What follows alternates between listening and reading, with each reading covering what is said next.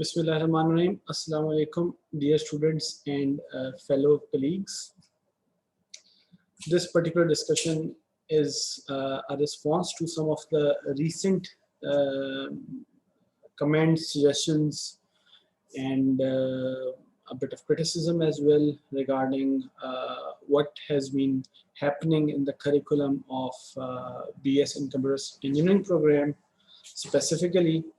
And recently we have had a bit of a meeting with some of the graduating batch students. We have had a similar meeting last year as well with the batch 26 students as well, and we have had some continuous feedback from our board of studies members, from our fellow faculty members in computer engineering, as well as from the industry, for example, from the employers, from our alumni, from the various stakeholders. We have had a lot of different comments on the curriculum.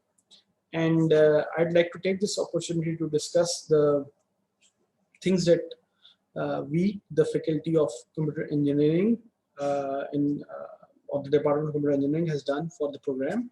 And I'd like to discuss that, keeping in mind the curriculum that was there in the prospectus of 2019. That is what we are currently following for batch 29. Since then, almost 2 years have passed actually, and we have had a bit of update, a bit of changes, and I'd like to just bring it in light for you in a very brief and maybe as quickly as possible. So let's start with what we were able to do,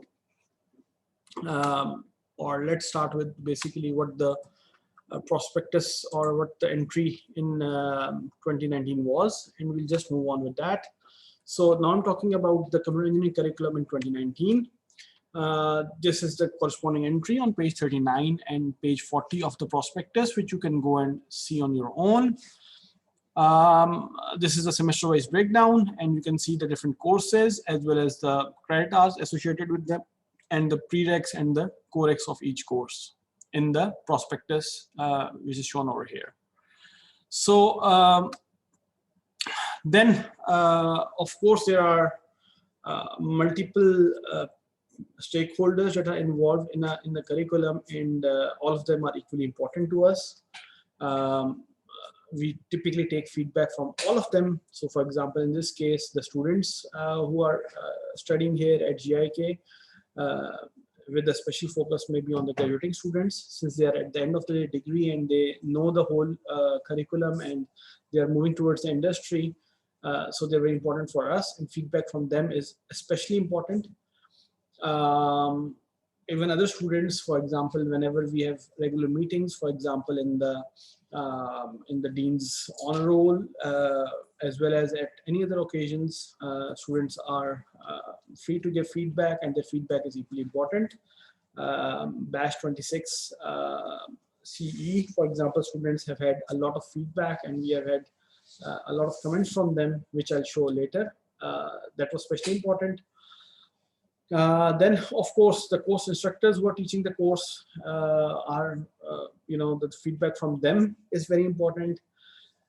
Feedback from the faculty in general, from faculty of computer science and engineering, the whole faculty members, all of them are important. Of course, our alumni who are working now in various companies or who are pursuing their masters and further education. Feedback from them is very important. Feedback from employers, those who select our students, who hire our students for their jobs, that is very important. Finally, industrial experts, some of the people who we have kept on our board of studies, especially to give us feedback on what is the current state of industry and how we can, incorporate our courses and build courses according to it. So employers, industry experts, and external academicians are the category that help us in developing our curriculum and making it the state of the art. So, and of course, these are the from where we get the feedback. But you need to know that the important thing is that we of course have guidance from PEC as well, and in that aspect, we get the guidelines from the PEC CE curriculum revisions, and they have had their revisions in 2015 and 2020. So we took the changes that we have performed are basically guided or within the guidelines that are given to us from PEC. Okay, so then let's come to the feedback that we collected on the undergrad prospectus 2019. And I'll just be talking about the major things that people pointed out on various forms, and it's just a summary of it. It's not, of course, I cannot go and point out who pointed what, but let's start with the main things. So one thing that was noted for all graduate of BS and CE was that their programming skills are not very well developed, or not as well developed as those of some of our other existing programs, as well as maybe compared to some other universities as well. So this was one of the major concerns that we received. Another concern that we received was regarding the database course, that it is being taught too late in the degree. It is very useful in the internships. It is very useful later, and it is too basic to be taught in the 7th semester. Another feedback that we had was that the degree itself looks like, or should actually be, a mixture of hardware and software, but in reality, it's more software oriented. It's much more towards the CS degree than what a pure computer engineering degree should be like, with too few or a very minimal focus, let's say, on the hardware courses. Of course, one of the main feedback or critical comments that we got for the existing degree, undergrad prospectus 2019, was that the degree contains some courses that are not very relevant, let's say, to the BS CE student. For example, the different chemistry courses, the extra focus on physics, and maybe some other courses as well that could be pointed out to be not so computer engineering degree related. Let's put it like that. Then, of course, we had one of the common issues was that there should be dedicated interdisciplinary electives that should be pointed out, and those should be, you can only take interdisciplinary elective from within those streams or those courses, and that's something that's not clearly defined in the current prospectus. One of the comments for our graduate was that they're not very good at solving mathematical equations, and may lack the the required mathematical skills for solving certain types of problems. And finally, one of the comments that we received from the students in general was that the numerical analysis course is a very theoretical course, and some of our alumni in particular gave us this feedback that this course should be taught in a much more practical way, in a more in a way that is fit for the computer engineering student, and not like a general maths student. So the numerical analysis course has to be reformed in one way or another. That's the general feedback that we received. And of course, if I quickly summarize, the faculty actually sat through it, followed the whole process. We decided to look into the different issues that were pointed out, the different feedback that we received. It was all very important. Every single person, every single comment was treated as important and significant. And we looked into the details. And this is what we found out. So when we look into the curriculum itself, well, there are some courses that are probably not necessary for our students, as pointed out by the different stakeholders. For example, chemistry for engineers, for example, introduction to engineering materials, for example, mechanics. For example, there are two courses that are focusing on calculus 1 and calculus 2.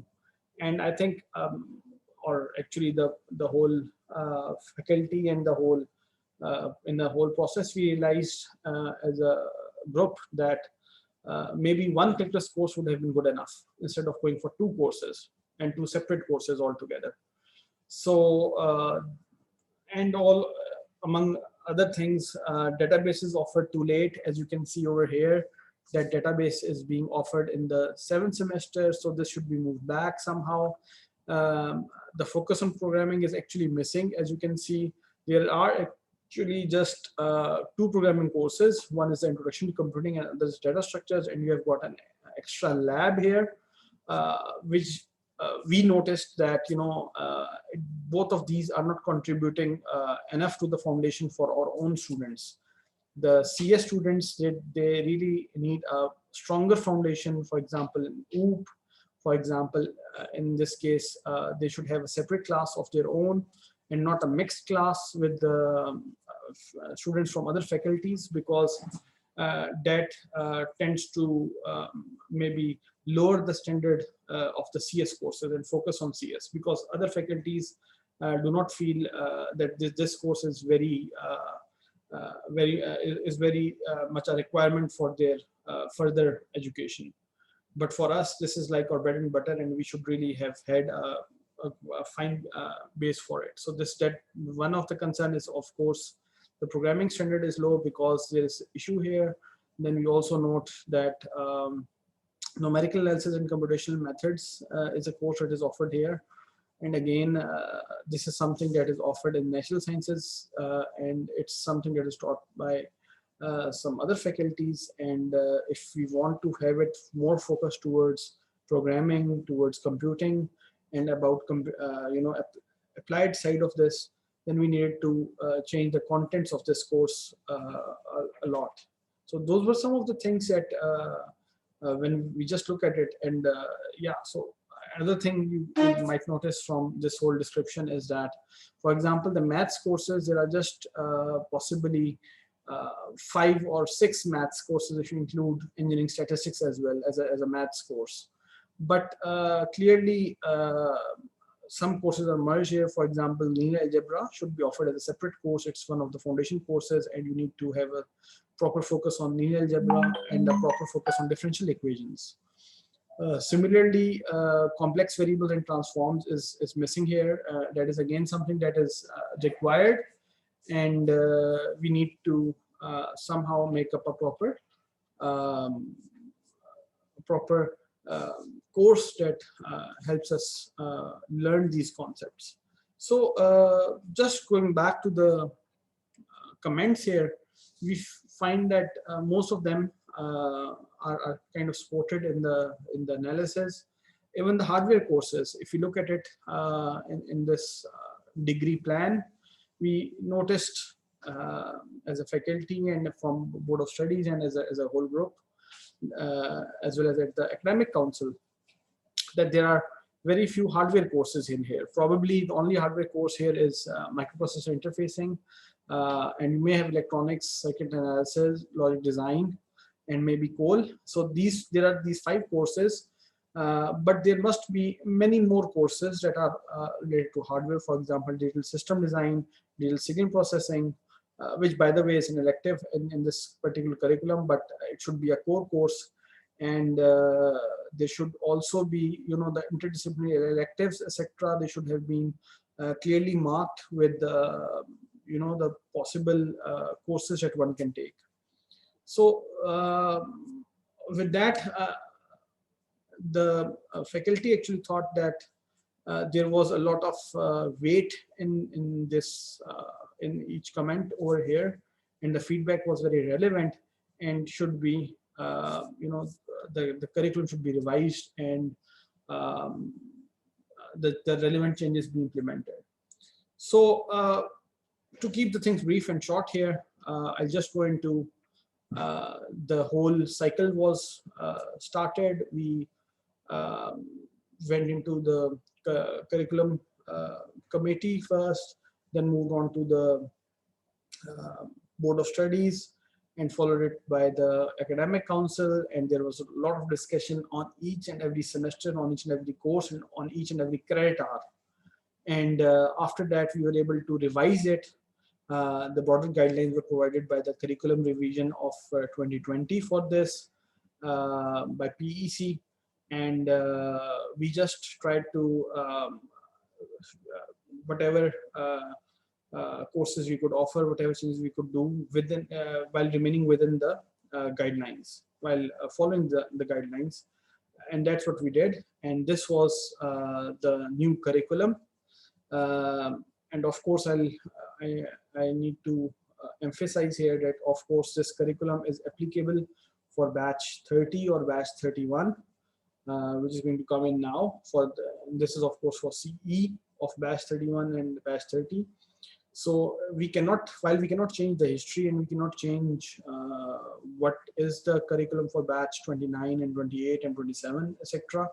But at least the curriculum is much more correct, let's say, much advanced and in line with the latest guidelines for at least batch 30 and batch 31. So this is the curriculum that you are going to see in the prospectus that is going to come in like maybe a month or so. And these are the courses that have been added. Some of the things I'll just quickly go through it.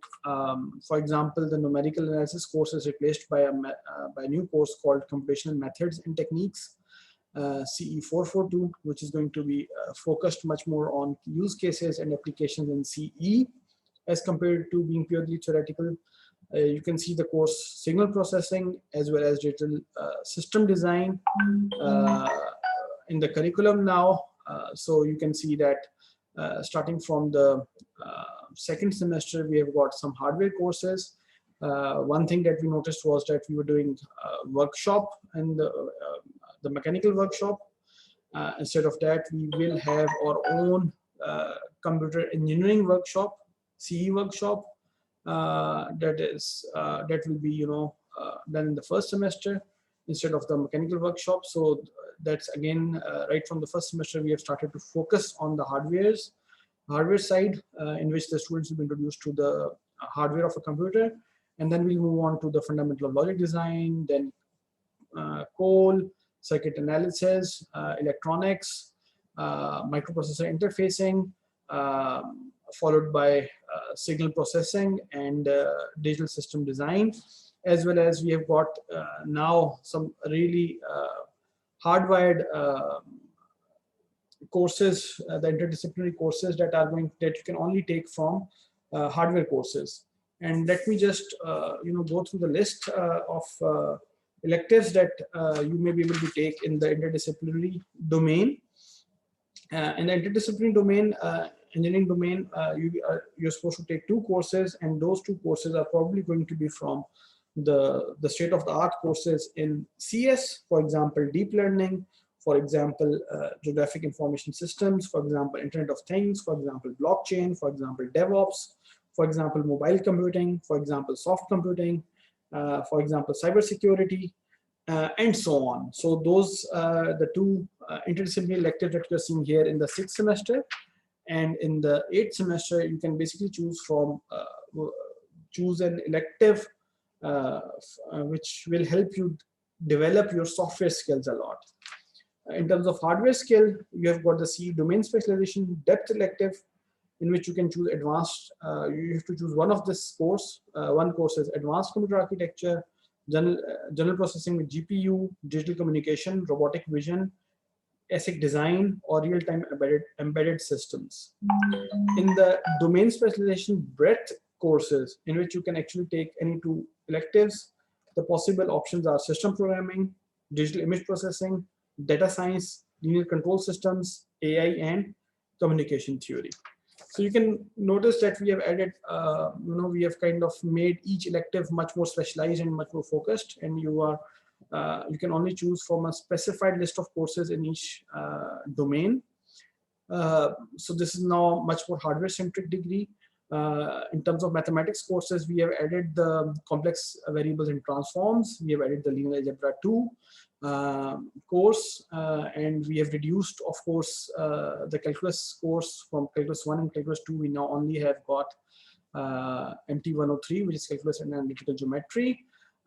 We have replaced calculus 2 with and engineering statistics, actually, with a new course called Introduction to Statistical Theory, which is effectively probability and stats in the second semester. In terms of programming, we have added CS103, which is computer programming, which is going to be only the section of CE, which is going to study this course and its lab, which will then be followed by a CS112, which is object-oriented programming, which will then be followed by data structures and algorithms. So these courses will form the core of your basic programming skills.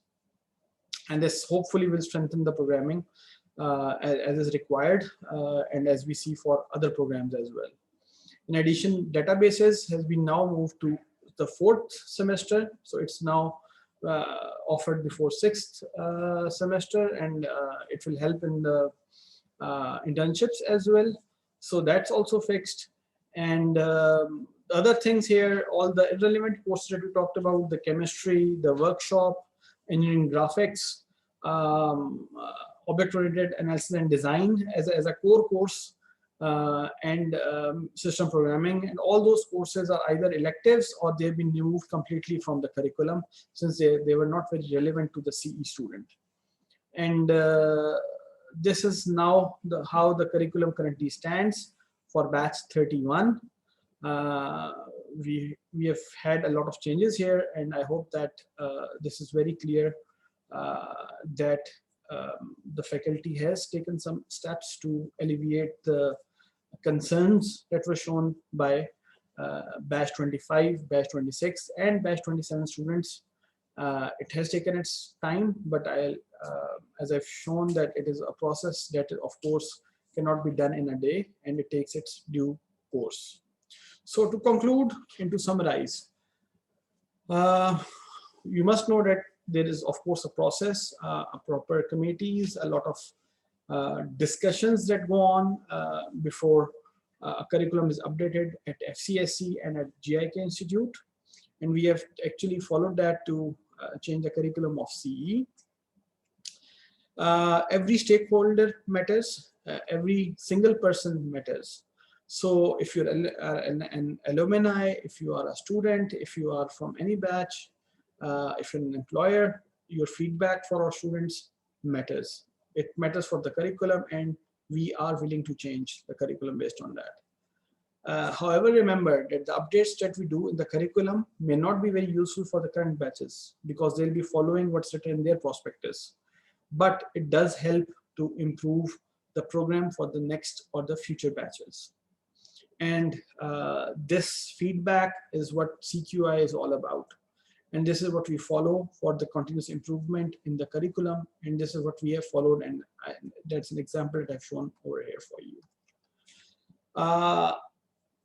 The program as it currently stands, as I've shown you, the BS CE program is the only computing program with a rigorous focus on both software and hardware.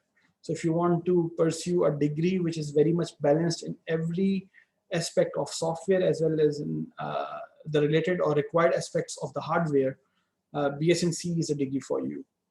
And all the courses that I've shown you in terms of software, we have got the state-of-the-art courses, the programming base is covered, the basics or the concept that are required for a computer science degree are all covered in this. And if you want to move towards the hardware of computer engineering, all the required hardware courses are there in the core as well as in the electives. So the state of the art and the latest courses in both categories are available for the students in BS in CE program. So with that, I'd like to thank you for listening, and that was the update that we had for BS in CE program.